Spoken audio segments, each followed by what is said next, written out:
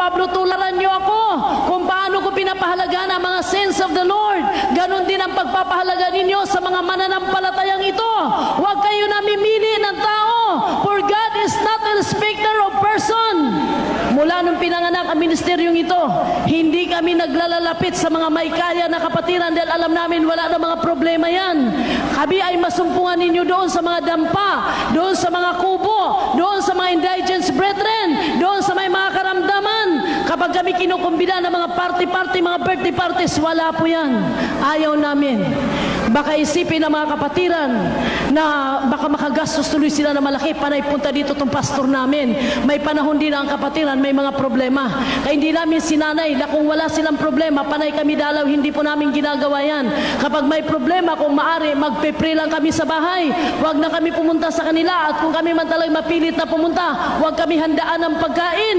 Dahil hindi pagkain ng aming sadya, ang sadya namin para lumago sila sa pananampalataya. Amen. Minsan hindi po kami nakakamulisya sa mga kapatiran. Nakadandong kami mayat-maya. Kausap namin sila mayat-maya. Ang gusto namin na sila'y palaging nakakapanalangin, nakapagpupuri at nakakadalo sa gawain na mahal na Panginoon. Halos hindi nga namin alam ang mga tahanan nila. Kapag walang problema, kami po'y nasisihang totoo. Kapag may problema naman, kung maari, guguli na lang namin sa fasting and prayer para mas lalong effective, madaling malutas ang kalang mga problema. Intindihin pa kami, maglinis pa ng bahay nila, maghanda pa ng pangmerienda. Kaya ang ginagawa namin sa bahay kami nagpe-pray. At talaga pong most effective prayer kapag nakaluhod kayo with prayer and fasting. Purihin ang kanyang banal na pangalan. Ayan, sabi po tunay na involved po rito at talagang sakop dito at ating pong mapapansin dito ang tunay na pag-ibig ng ating mahal na Panginoon, Romans 5:8. Ating mababasa po rito at Juan ay unang Tesalonica 1:1. The Epistle of St. Paul to the Romans, chapter 5, verse 8. But God commended His love toward us in that while we were yet sinners, Christ died for us. Amen. Sa mga taga-Roma, Kapitulo 5, versikulo 8.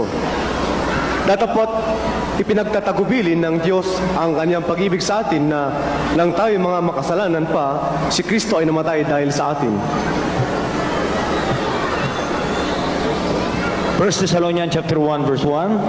Paul and Silvanus and Timotheus, unto the church of the Thessalonians, which is in God the Father, and in the Lord Jesus Christ, grace be unto you and peace from God our Father and the Lord Jesus Christ. Hallelujah, hallelujah.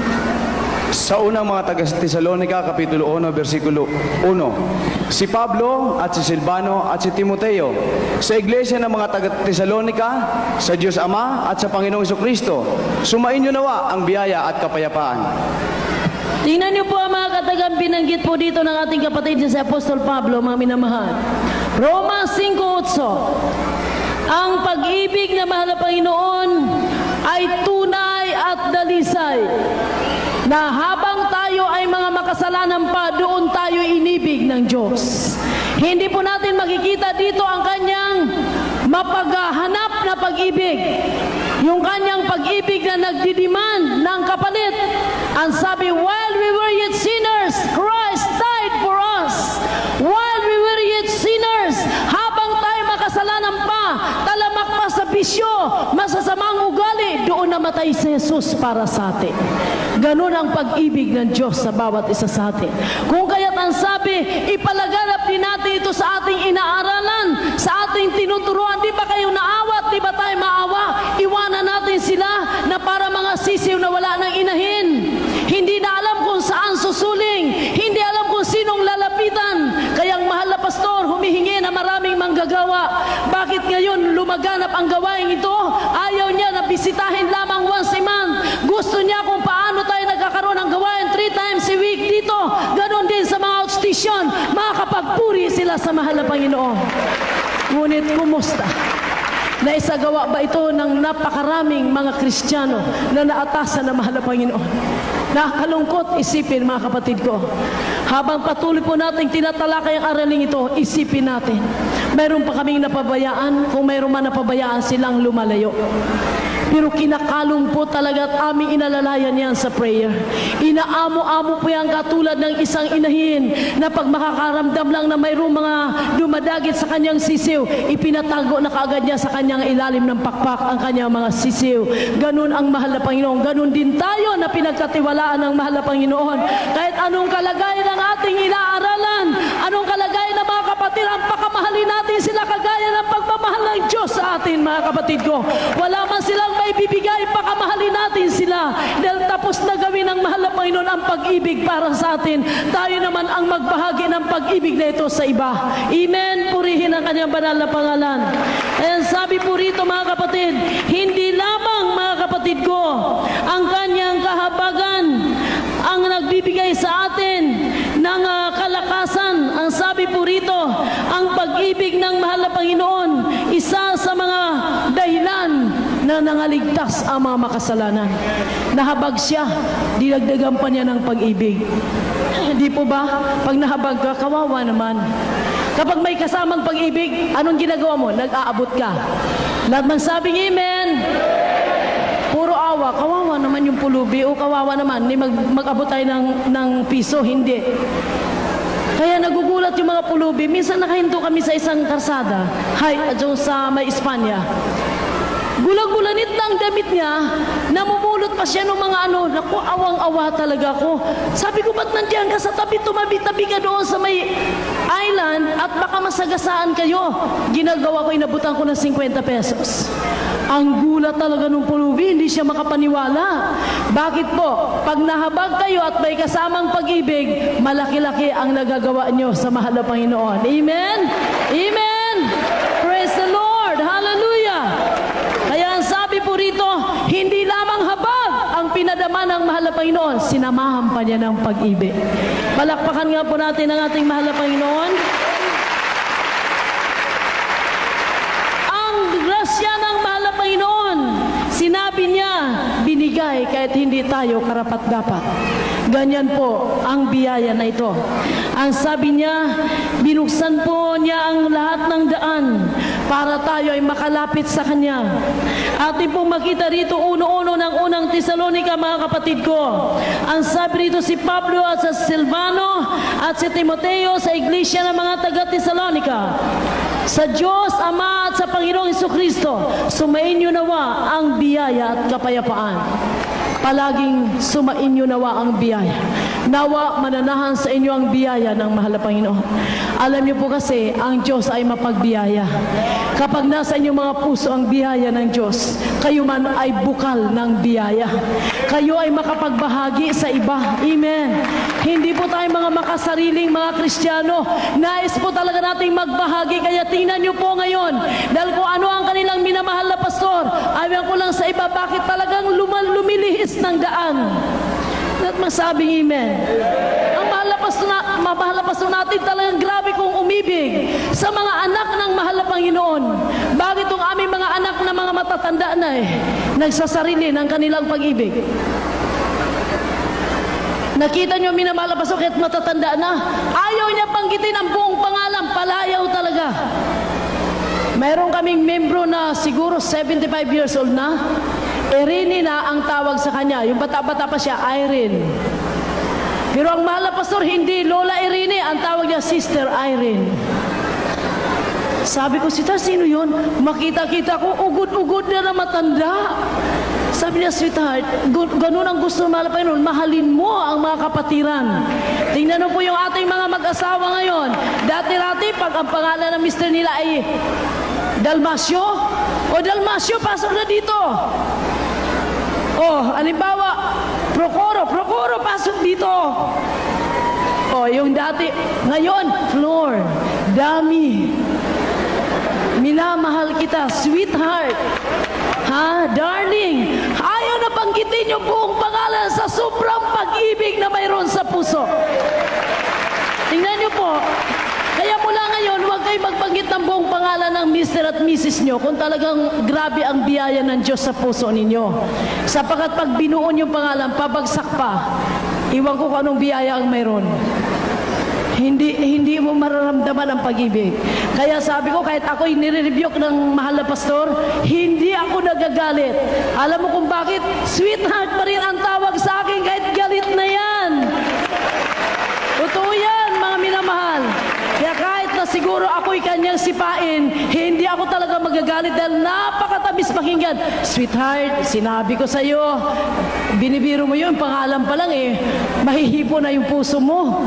Kaya, huwag na kayo magbanggit ng mga buong pangalan na inyong mga minamahal. Minamahal na ina, ay inyong beloved mothers and fathers, brethren, mga kapatid. Mayroon po talagang address na mahal or dearest or talagang ipakita ninyo ang biyaya sa inyo ay umaapaw. Purihin ang mahal na Panginoon. Amen? Purihin ang kanyang banal na pangalan. Kaya kahit na minsan nagbibiro ako, binuo ko yung pangalan niya. Hindi ko siya binanggit ng binuo. Pastor, in-address ko sa ibabaw ng sulat. Sabi niya, mukhang nag-iba yata ang timpla ng panahon si Tad. Ba't naging buo yung pangalan ko? Galit ka ba sa akin? Sabi ko, talagang galit. Malalaman niya kapag buo ang pangalan, in-address ko, hindi beloved pastor, beloved sweetheart kaya. Alam niya, medyo may problema. Kaya, ang mahal na Panginoon po talaga yun na mapagbiyaya. Mula nung makilala namin ang mahal na Panginoon, ang sabi nga, binudburan ang kapayapaan, ang aming tahanan, ang aming pagsasama, ang aming pagmamahalan. Sapat ang sabi, punong-puno ng biyaya ang ating mahal na Panginoon. Amen? Ating po ipagpapatuloy mga minamahal dito po sa pangatlong bahagi ng ating pag-aaral, salvation involves faith. Ating bumabasa sa Episod 2:8, unang Tesalonica 1:5 at 9. The Epistle of St. Paul to the Ephesians chapter 2 verse 8. For by grace are ye saved through faith, and that not of yourselves, it is the gift of God. Mga taga-Efeso Kapitulo 2, versikulo 8. Sapagkat sa biyaya kayo'y nangaligtas sa pamamagitan ng pananampalataya, at ito'y hindi sa inyong sarili, ito'y kaloob ng Diyos. Tuloy, beloved engineer, hanggang sa 8. Hindi lang. Ay, 9. Versikulo 9. Hindi sa pamamagitan ng mga gawa upang ang sinuman ay huwag magmapuri. Amen, right. Tingnan niyo po yan, mga minamahal. Ang sabi po ng 8, sapagkat sa biyaya kayo'y nangaligtas sa pamagitan ng pananampalataya at hindi sa inyong sarili, ito'y kaloob ng mahal na Panginoon. Kaya dahil kaloob, ibinigay lang, pahalagahan po natin ito. Hindi natin ito pinagtrabaho, pahalagahan po natin ang pagtitiwala ng Diyos sa atin sa kabila na hindi tayo karapat-dapat. Tingnan niyo po ngayon ang mapagpapasalamat ng mga Kristiyano. Kahit saan mo makikita, Kristiyano po talaga silang totoo. Nagpapahalaga po sila ng kaligtasan na binigay sa kanila ng mahal na Panginoon. Kahit wala ang pastor nila, kahit wala yung mga workers, co-workers, co-preachers, co-choir members nila, mahalaga po ang pagpapahalaga nila sa kaligtasan pinagkakatiwala sa kanila ng mahal na Panginoon. Grabe po mga minamahal ko. Kaya bilang patunay na kayo po'y nagmamahal sa inyong kaligtasan, minamahal nyo ang mahal na Panginoong Hesus, pahalagahan ninyo ang pinagkakatiwala sa inyo ng Diyos.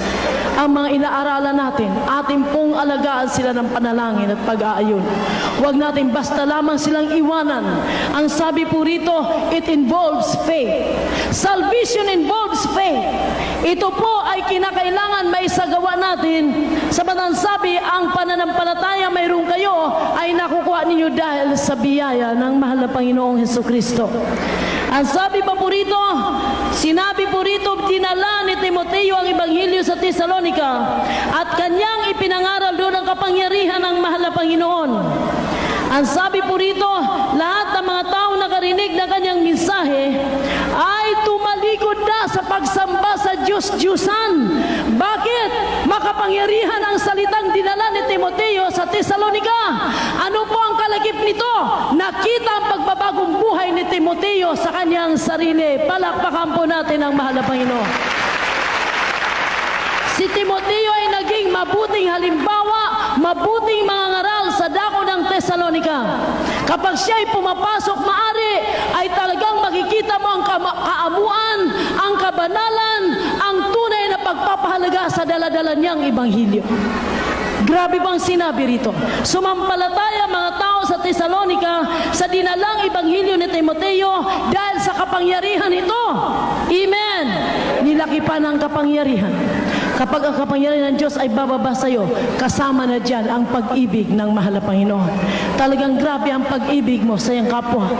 Kaya ang sabi, sila ay tumalikod sa pagsamba sa mga Diyos-Diyusan at kanilang kinaharap at sinamba ang buhay na Diyos. 1:9 mga kapatid, kanilang ng unang Tesalonica 5:3-9.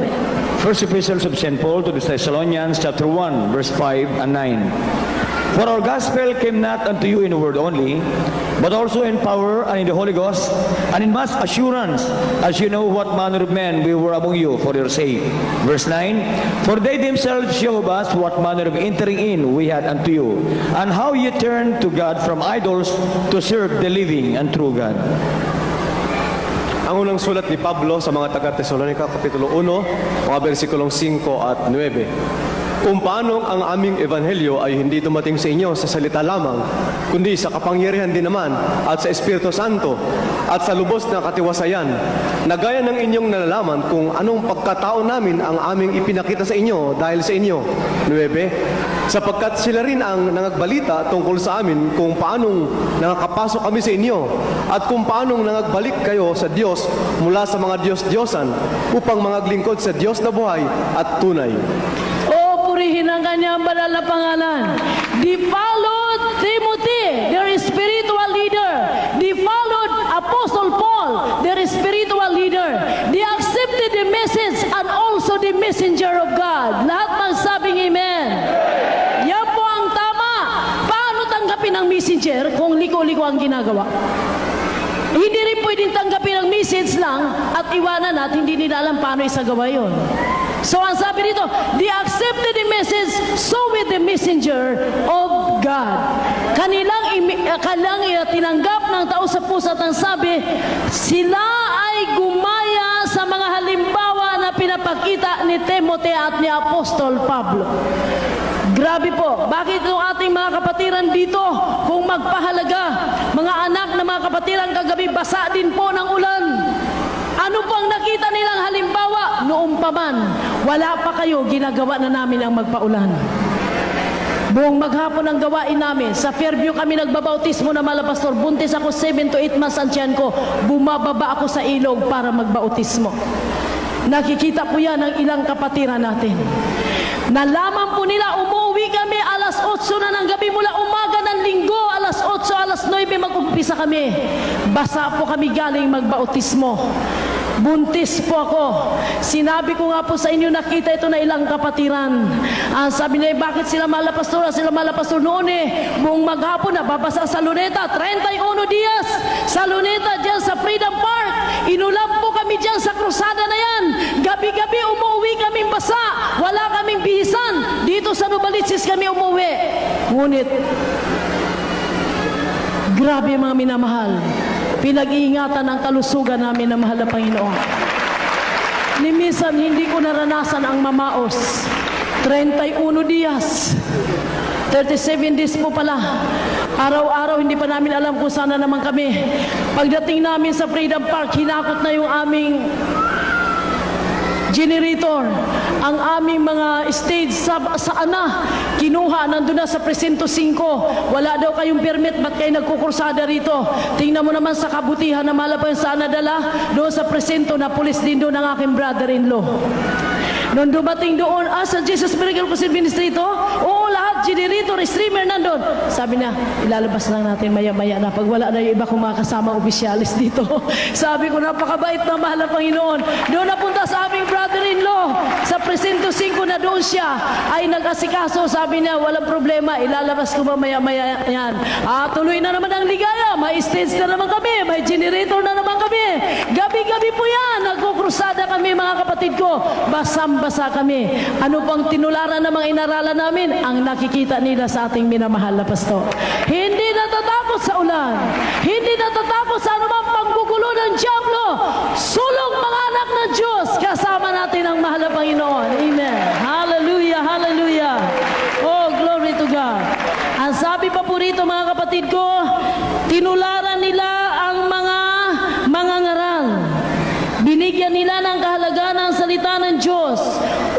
Tesalonica 5, tuloy-tuloy hanggang 9, pagbasa mga minamahal, kaya hindi lang.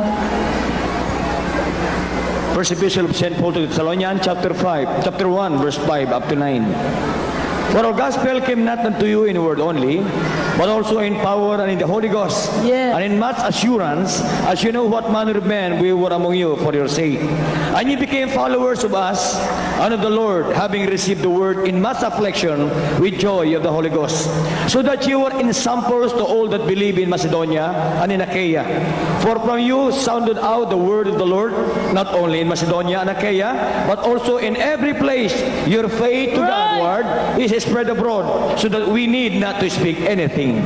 For they themselves show us what manner of entering in we had unto you, Amen. and how you were turned to God from idols to serve the living and true God. That's right, amen.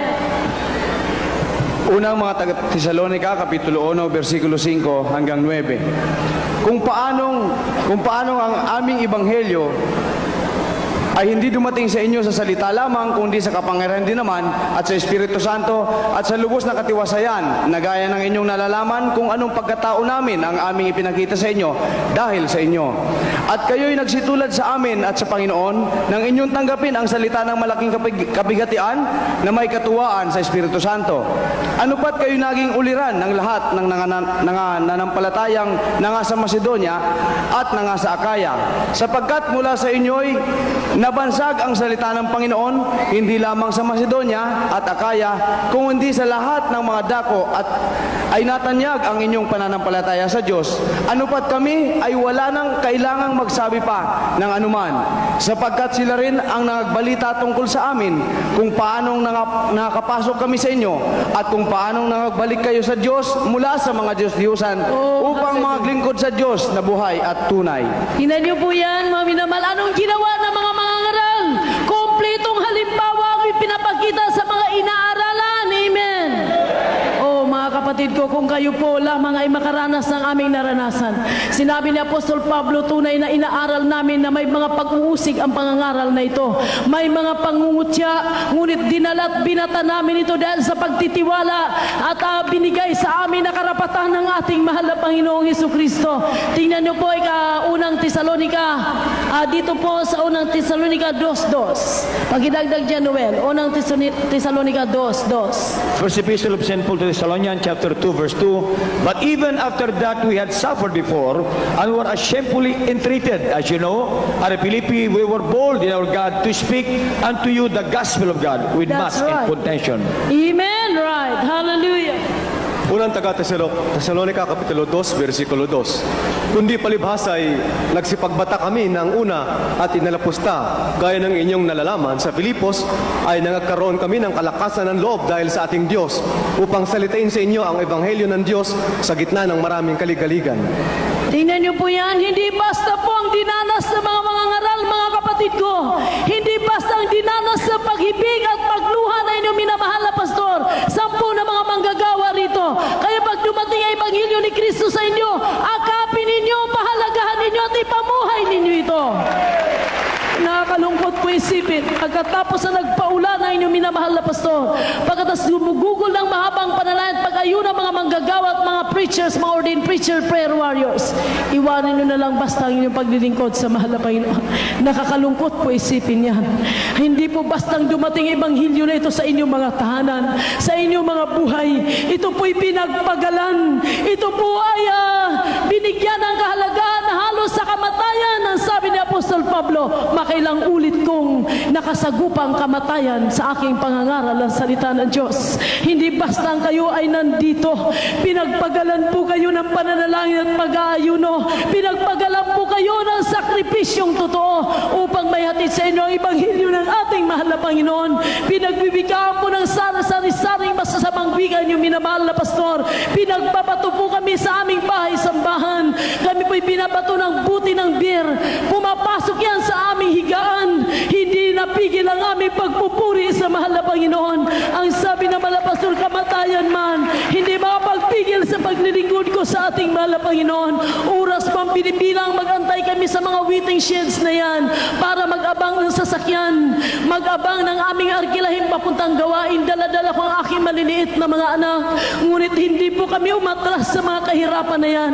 Dahil isang dakilang bagay, mapagkatiwalaan tayo ng mahal na Panginoon na mangaral ng kanyang banal na salita. Kaya kayo na mga inaaralan ng iglesyang ito, pahalagahan ninyo ang pagpapala na kasalukuyan ninyong tinatamasa, mga kapatid ko.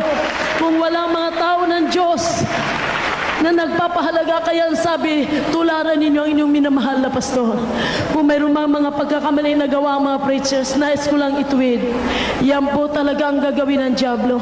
Habang pumapalaot kayo, babanggain kayo ng dyablo, paisipin kayo ng mga hindi tamang kaisipan para mawala kayo sa paglilingkod nyo sa mahal na Panginoon. Ayusin natin ang pagsunod natin sa ating minamahal na mahal na Panginoon Kristo at ang mga pahalimbawa na pinapakita ng mahal na Panginoon sa pamagitan nating minamahal na pastor. Tandaan po ninyo yan. Pag lumabas na kayo ng pastoral house, pag lumabas na kayo ng iglesyang ito, ipakita niyo yung buong sikap, ang nakikita niyong halimbawa sa minamahal na pastor natin. Huwag niyo walang bahala ang inyong pag-ipag-ugnay sa mahal na Panginoon.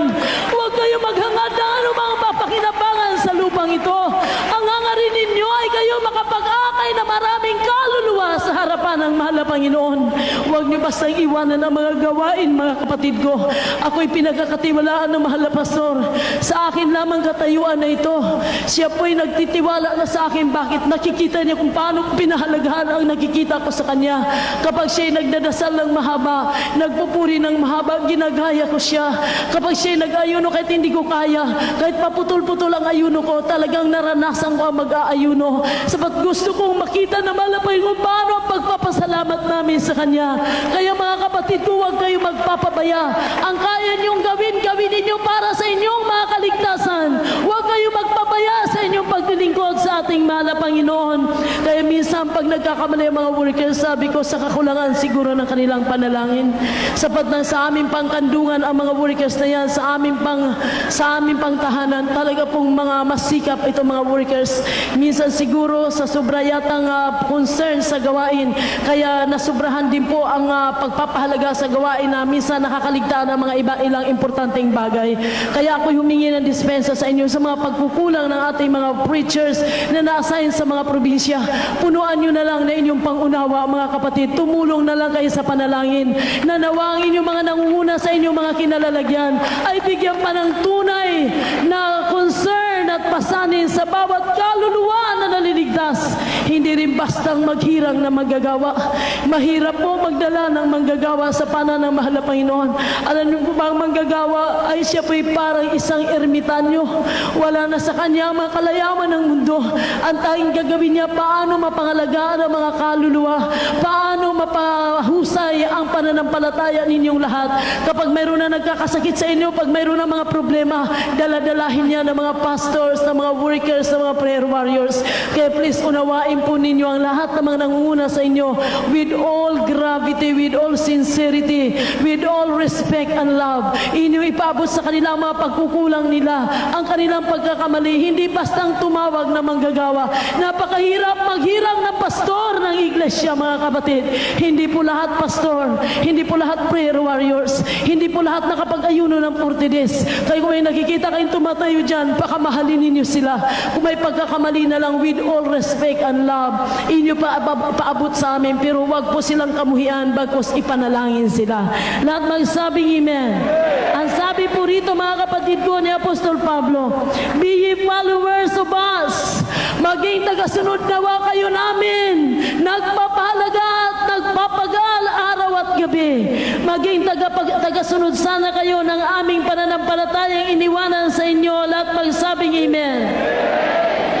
Habang patuloy po natin tinatalakay ito, mga minamahal, ang sabi pa po rito, tayo po ay mga mananampalatayang pinagkatiwalaan ng malapay paghibasa ng kasunod na talata. Hindi.